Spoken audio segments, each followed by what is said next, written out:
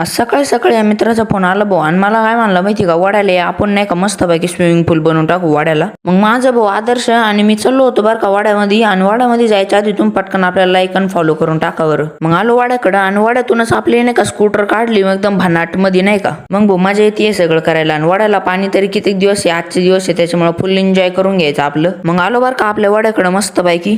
अय पोरे, वडा नाही स्विमिंग पूल म्हण स्विमिंग पूल. बरं भाऊ, स्विमिंग पूल तर स्विमिंग पूल. मग एक काम करतो, आधी तुम्हाला दाखवतो की आपण काय काय मजा केल्या. सगळ्यात पहिली माझ्या म्हणजे ह्याच मित्राला धरलं आणि ह्याच मित्राला असं बुडून टाकलं पाण्यात. मग माझा भाऊ म्हणला, भाऊ मला नाही का भेव वाटत, मला घेऊन चला, आणि त्यांनी मलाच बुडून टाकलं बरं का. पण आपण काय साधू सुद्धा आहे का, आपला विषय थोडा आडे. मग आपल्याच भावाला उचललं आणि धापकान दिशी आपटून दिलं या पाण्यातच.